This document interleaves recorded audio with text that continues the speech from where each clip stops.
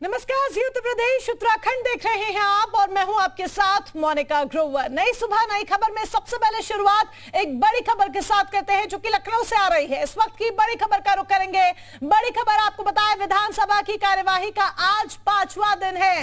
विधानसभा का बजट सत्र चल रहा है। बीते दिन बजट पेश किया गया था और आज बजट सत्र का 5वां दिन है। 5वें दिन योगी सरकार द्वारा पेश किए गए बजट पर चर्चा होनी है। तो ये बड़ी अपडेट आपको बता रहे हैं, आज सदन की कार्यवाही में बजट पर चर्चा होगी। तो सबसे बड़ी अपडेट आप तक पहुंचा रहे हैं, इस वक्त की बड़ी खबर आपको बता रहे हैं। बजट पर जब चर्चा होगी तो किस तरीके से विपक्ष सरकार को घेरेगा ये देखना होगा और किस तरीके से तमाम जो सवाल है वो विपक्ष के द्वारा उठाए जाते हैं। क्योंकि बीते दिन जब बजट पेश किया गया और उसके बाद विपक्ष की तरफ से, विशेष तौर पर नेता प्रतिपक्ष अखिलेश यादव की तरफ से, पूर्व मुख्यमंत्री अखिलेश यादव की तरफ से तमाम सवाल उठाए गए और ये तक कहा ये बजट नहीं, ये बंटवारा है, बजट बढ़ा नहीं है, बजट घटा है। अखिलेश यादव ने अलग अलग अंदाज में, अलग अलग तरीके से योगी सरकार पर बजट को लेकर निशाना साधा था।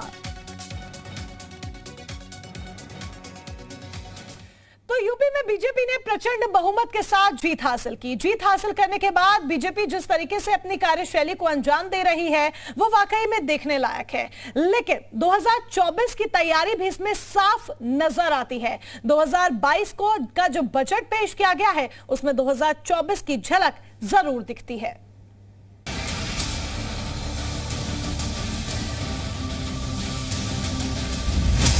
योगी का उपयोगी बजट 2024 पर बीजेपी की नजर। रोड मैप सेट, टारगेट होगा गेट। योगी सरकार ने 2022 के बजट के जरिए 2024 का खाका खींच दिया है। इस बजट में बीजेपी के संकल्प पत्र की छाप, बजट में जनता के सरोकार की बात और बजट 2022 में उम्मीदों की उड़ान, सब कुछ सरकार ने रखा है। योगी के बजट में वो इबारत लिखी गई है जिससे यूपी देश का सबसे संपन्न राज्य बनने की राह पर आगे बढ़े। प्रशासन तंत्र और हमारे देशव्यापी व प्रदेशवासी इस चुनौतीपूर्ण समय में कंधे से कंधा मिलाकर खड़े रहे। ऐसी परिस्थितियों में नई नेतृत्व की परीक्षा होती है। ये कहने में अतिशयोक्त नहीं होगी कि माननीय प्रधानमंत्री जी और माननीय मुख्यमंत्री जी के अद्भुत नेतृत्व प्रदान किया। योगी के बजट को सियासी जमीन तैयार करने वाला बजट इसलिए भी कहा जा रहा है क्योंकि इसमें विकास और स्वास्थ्य सुविधाओं पर जोर है। जॉब की गारंटी है। हर उस वर्ग को साधा गया जो बीजेपी का कोर वोटर माना जाता है। अब जरा कैसे ये काम हुआ है समझिए। सबसे पहले आप युवा वर्ग को लीजिए। इस बजट में युवा वर्ग पर कैसा और कितना फोकस है हम आपको बताते हैं। 5 साल में 4 लाख नौकरियां देने का लक्ष्य रखा गया है। युवाओं को 2 करोड़ स्मार्टफोन बांटने का लक्ष्य भी इस बजट में तय किया गया है। उज्ज्वला लाभार्थियों को साल में 2 सिलेंडर मुफ्त दिए जाने का वादा किया गया है। 3 महिला पीएसी बटालियन का गठन भी इस बजट का हिस्सा है। यानी महिला सुरक्षा को ध्यान में रखते हुए योगी सरकार 2.0 के इस पहले बजट में 3 महिला पीएसी बटालियन गठित करने की बात कही गई है। वहीं किसानों की बात करें तो किसानों को प्राइवेट ट्यूबवेल के बिजली बिल में 50% की छूट का ऐलान किया गया है, जबकि 60.20 लाख क्विंटल बीजों के वितरण का लक्ष्य भी इस बजट का हिस्सा है। कोरोना काल में देश करा उठा। स्वास्थ्य सुविधाओं को जितना भी बढ़ाया गया कम साबित हुआ। ऐसे में मौजूदा बजट में सरकार का पूरा फोकस स्वास्थ्य सुविधाओं पर दिखाई दिया।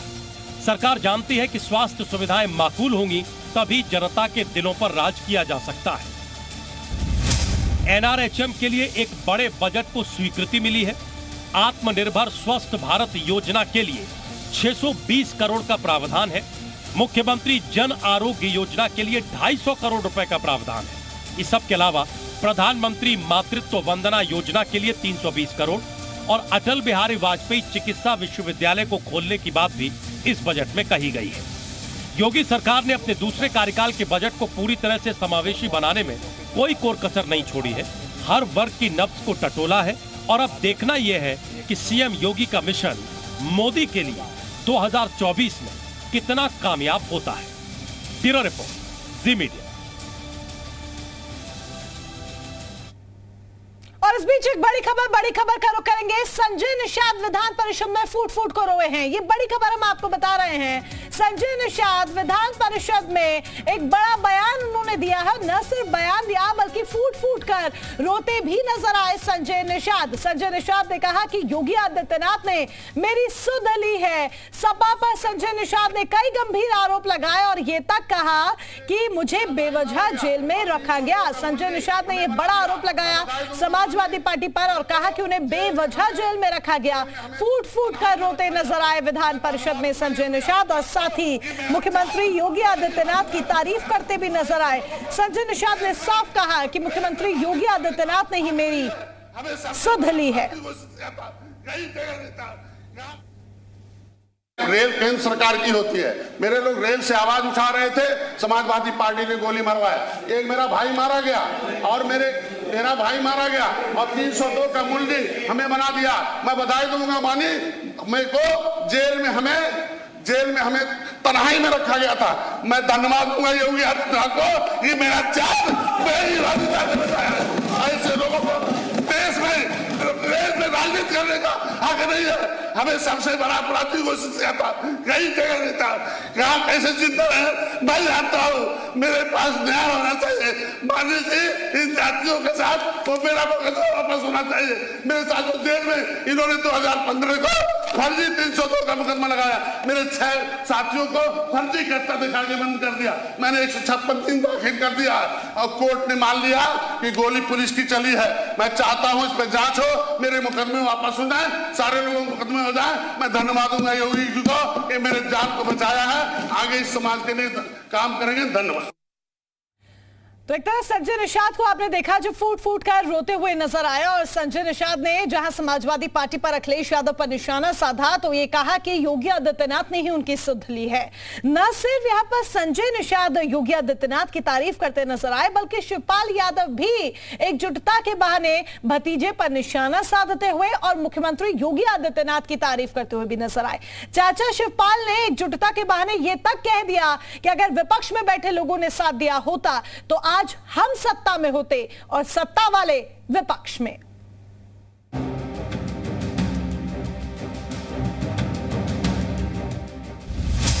चाचा शिवपाल का दर्द छलका, भतीजे को सियासी पाठ पढ़ाया,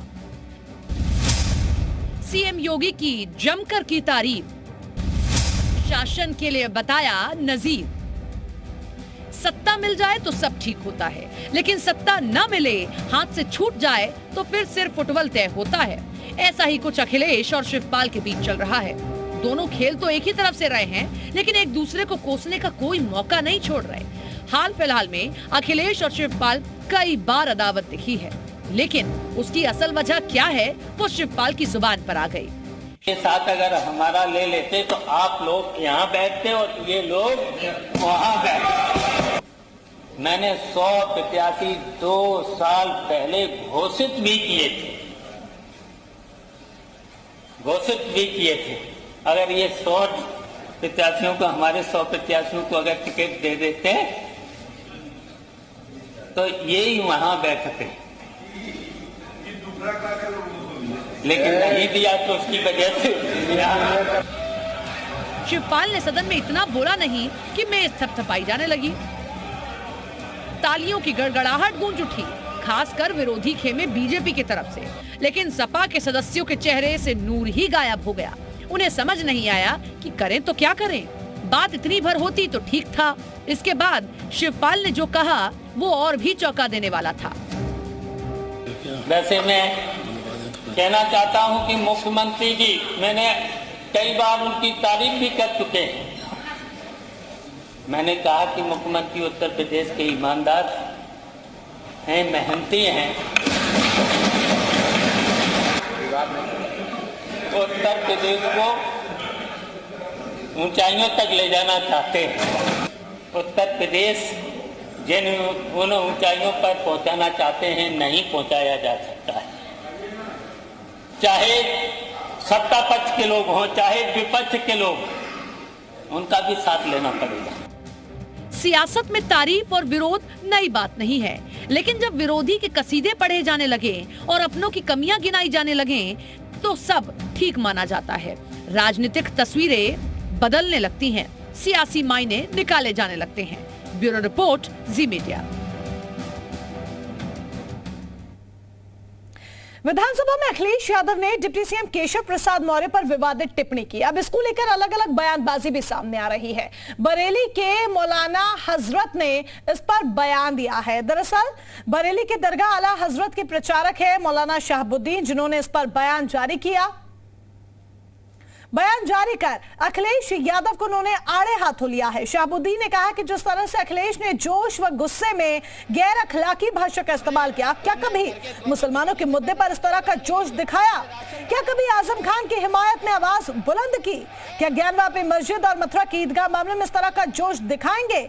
मौलाना ने कहा कि जिस तरह से विधानसभा चुनाव और अब राज्यसभा चुनाव में सपा बरेलवियों को नजरअंदाज कर रही है, हम आने वाले भविष्य में सपा के समर्थन को पुनर्विचार करेंगे। तो हमने घर के तो अपने पिताजी से पैसा लाते हैं बनाने के लिए। समाजवादी पार्टी के अध्यक्ष श्री अखिलेश यादव से ये सवाल पूछना चाहता हूं कि जिस तरीके से कल उन्होंने विधानसभा में बड़ा जोश दिखाया और गैर अखलाकी अल्फाज का जो उन्होंने इस्तेमाल किया, क्या कभी ये जोश उन्होंने आजम खान साहब के हिमायत में दिखाया?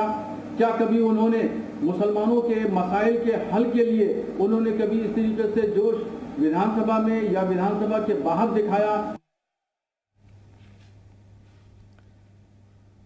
बात राज्यसभा चुनाव की यहां पर कर लेते हैं। दरअसल राज्यसभा के रण को लेकर भारतीय जनता पार्टी ने अब अपनी कमर कस ली है। भारतीय जनता पार्टी ने लखनऊ में 29 मई को बैठक बुलाई है। इस बैठक में मंथन किया जाएगा कि जो 8 नाम राज्यसभा के लिए भेजे जाने हैं, जो नॉमिनेट किए जाने हैं, वो कौन कौन होंगे।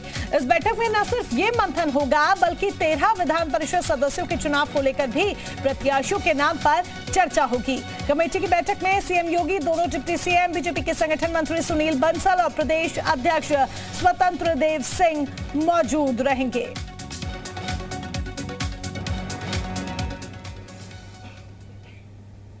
और आगे बढ़ेंगे। प्रधानमंत्री नरेंद्र मोदी न सिर्फ देश के प्रधानमंत्री हैं, बल्कि जिस तरह की उनकी कार्यशैली है वो किसी सेलिब्रिटी से भी कम नहीं है। उनकी एक अच्छी खासी फैन फॉलोइंग है और इसी क्रम में आज आपको उनके खास फैन से हम मिलवाते हैं। तो प्रधानमंत्री के फैन से हम आपको मिलवाएंगे क्योंकि प्रधानमंत्री लगातार अपनी एक अच्छी खासी कार्यशैली के लिए जाने जाते हैं। कौन है उनका फैन वो हम आपको जरूर बताएंगे, लेकिन इस बीच एक महत्वपूर्ण अपडेट है। अपडेट आपको दे देते हैं, एक बड़ी खबर राज्यसभा से ही जुड़ी आपको दे देते हैं। जयंत चौधरी को समाजवादी पार्टी ने नॉमिनेट किया है राज्यसभा के लिए। बड़ी खबर आपको बता दें, राज्यसभा के लिए जयंत चौधरी को नॉमिनेट किया गया है। डिंपल यादव का नाम पीछे ले लिया गया है और यानी कि अब आरएलडी और सपा के संयुक्त उम्मीदवार होंगे राज्यसभा के लिए जयंत चौधरी। उत्तर प्रदेश की 11 राज्यसभा सीटों के लिए हो रहे चुनाव में समाजवादी पार्टी ने कपिल सिब्बल के बाद अपने एक और प्रत्याशी का ऐलान कर दिया। समाजवादी पार्टी की तरफ से राष्ट्रीय लोकदल के अध्यक्ष जयंत चौधरी को राज्यसभा का टिकट दिया गया।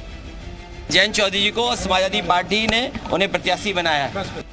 जयंत से पहले डिंपल यादव के राज्यसभा जाने की अटकलें थीं, लेकिन अब जब सपा की ओर से जयंत को राज्यसभा भेजे जाने का ऐलान हो गया है, ऐसे में कयास लगाए जा रहे हैं कि डिंपल यादव आजमगढ़ से लोकसभा उपचुनाव लड़ सकती हैं।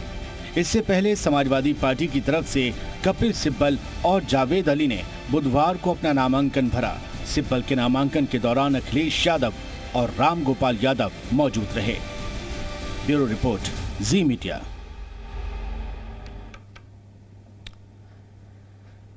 और फैन फॉलोइंग की हम आपको बात कर रहे थे आपसे कि फैन फॉलोइंग बहुत ज्यादा है। सीएम योगी आदित्यनाथ की हर जगह तारीफ होती है। हमने आपको शिवपाल यादव का भी बयान सुनाया, हमने आपको संजय निषाद का भी बयान सुनाया और अब एक ऐसे फैन की बात सुनिए जो उनके काम की हर जगह सराहना करते हुए नजर आते हैं। ये और कोई नहीं बल्कि प्रधानमंत्री नरेंद्र मोदी हैं, जो तेलंगाना में योगी आदित्यनाथ की काम की सराहना करते हुए नजर आए।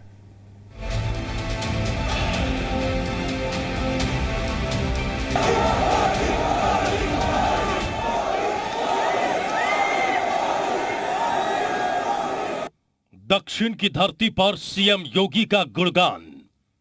तेलंगाना में पीएम मोदी ने सीएम योगी का किया बखान।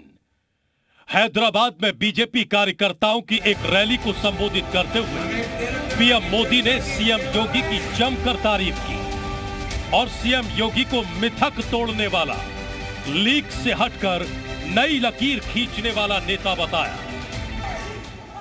वो तो संत परंपरा से है, सन्यासी परंपरा से है। उनके कपड़े और वेशभूषा देख करके कोई भी बात मान लेगा। जब उनके सामने आया कि फलानी जगह पे नहीं जाना चाहिए, ढिकनी जगह पे नहीं जाना चाहिए, योगी जी ने कहा मैं विज्ञान में विश्वास करता हूं, और वो चले गए और दोबारा मुख्यमंत्री भी बन गए। अंधविश्वास को इस प्रकार से तवज्जो देने वाले लोग तेलंगाना को, उसके भविष्य को कभी संवार नहीं सकते हैं। भाइयों बहनों, ऐसे अंधविश्वासी लोगों से हमारे तेलंगाना को हमें बचाना है। जाहिर है पीएम मोदी का इशारा नोएडा की तरफ था, जहां सीएम योगी से पहले जितने भी मुख्यमंत्री थे जाने से कतराते थे। अंधविश्वास के चलते माना जाता था कि नोएडा जाने वाला सीएम अगला चुनाव हार जाता है। अखिलेश यादव कई बार खुद कबूल भी कर चुके थे कि वो नोएडा क्यों नहीं जाते, लेकिन सीएम योगी न केवल अपने पहले कार्यकाल में कई बार नोएडा का दौरा कर चुके हैं, बल्कि दोबारा सीएम भी बने हैं। और इसीलिए पीएम मोदी ने सीएम योगी की जमकर तारीफ की है। ब्यूरो रिपोर्ट, जी मीडिया।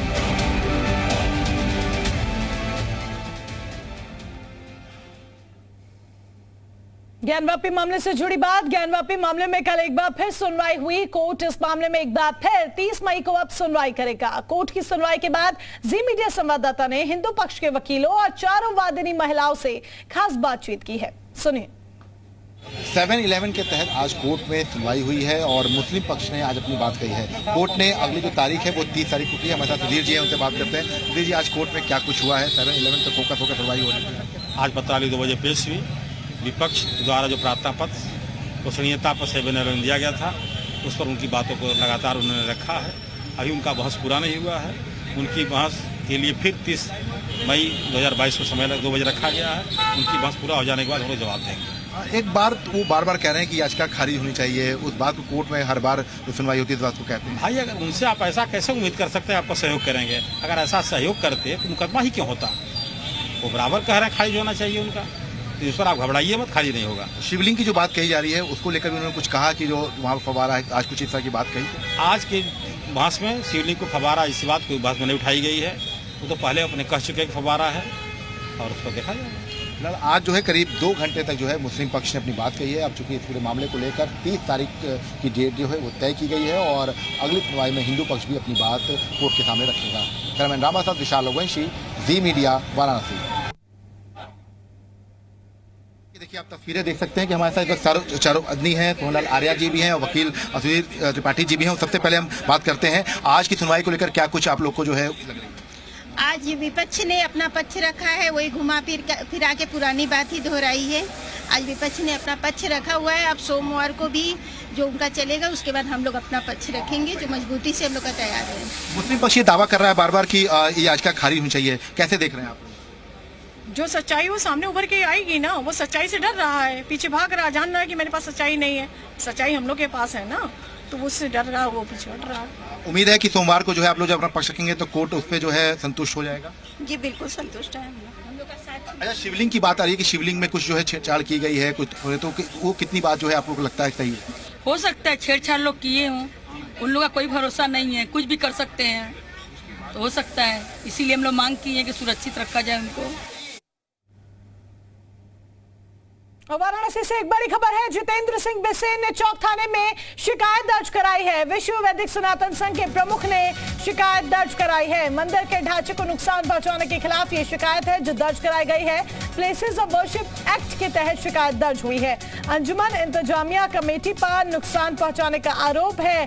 श्रृंगार गौरी मामले में राखी सिंह के मुकदमे के पैरोकार हैं जितेंद्र सिंह बिसेन। तो इस वक्त की बड़ी अपडेट, बड़ी खबर आपको बता रहे हैं। नुकसान पहुंचाने का आरोप लगा है अंजुमन इंतजामिया कमेटी पर, जिसको लेकर शिकायत दर्ज कराई गई है वाराणसी के चौक थाने में। जितेंद्र सिंह बिसेन ने थाने में जाकर यह शिकायत दर्ज कराई है और आरोप लगाए हैं।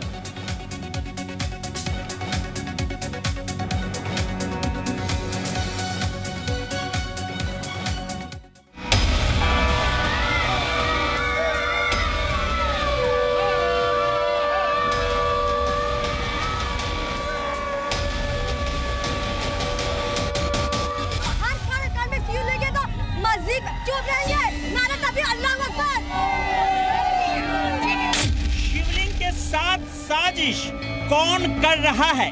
ज्ञानवापी षड्यंत्र।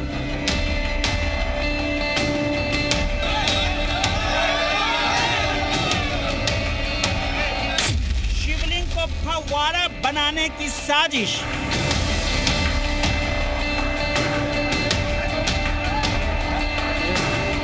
वक्त काशी में ज्ञानवापी मंदिर है या फिर मस्जिद, इसे लेकर आर पार की जंग चल रही है। कोर्ट में वकील कानूनी दांव पेचों से एक दूसरे को मात देने में लगे हैं, लेकिन हिंदू पक्ष के मुताबिक 350 साल पहले जिस तरह से भगवान शिव के मंदिर को तोड़कर मस्जिद बनाने की साजिश हुई थी, वो साजिश आज भी चल रही है। हिंदू पक्ष के वकील का दावा है कि शिवलिंग को फव्वारा साबित करने के लिए मुस्लिम पक्ष ने शिवलिंग के साथ छेड़छाड़ की है। हिंदू पक्ष के वकीलों ने बेहद संगीन और सनसनीखेज दावों से हर किसी को हैरान कर दिया है। हिंदू पक्ष के वकील विष्णु जैन ने बड़ा दावा किया कि ज्ञानवापी मस्जिद में पाए गए शिवलिंग के साथ छेड़छाड़ हुई है। उन्होंने कहा कि शिवलिंग को फव्वारे का रूप देने के लिए उसमें चक्री डाली गई। वकील विष्णु जैन के मुताबिक शिवलिंग को नुकसान पहुंचाया गया है। शिवलिंग में जानबूझकर सुराख किया गया है। शिवलिंग पर सीमेंट के 5 खांचे वाली चक्री का इस्तेमाल हुआ है। शिवलिंग को तोड़ने की साजिश हुई है। शिवलिंग में 63 सेंटीमीटर का छेद किया गया। शिवलिंग को फव्वारा बनाने की साजिश हुई। शिवलिंग में जानबूझकर सुराख किया गया। चक्री को सीमेंट से जोड़ने की साजिश हुई है और स्टोर की चक्री बरामद की गई।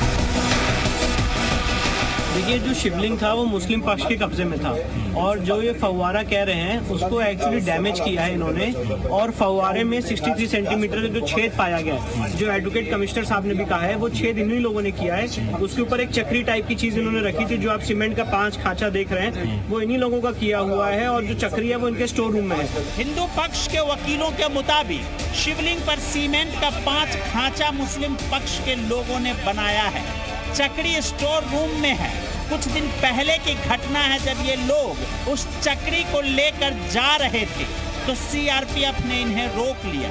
वो चक्री अभी स्टोर रूम में है। उसकी फोटोग्राफी और वीडियोग्राफी भी हुई है।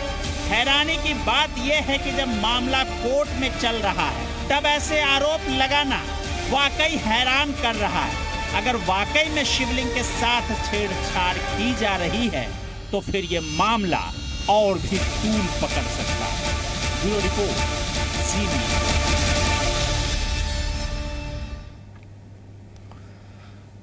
और आगे बढ़ेंगे। श्री कृष्ण जन्मभूमि और ईदगाह विवाद में 1 जुलाई को अगली सुनवाई होगी, लेकिन इस सुनवाई से पहले ही हिंदू पक्ष ने मांग करना शुरू कर दिया है कि कान्हा की 14 एकड़ जमीन के जिस हिस्से पर ईदगाह बनी हुई है उसे तुरंत खाली कर देना चाहिए।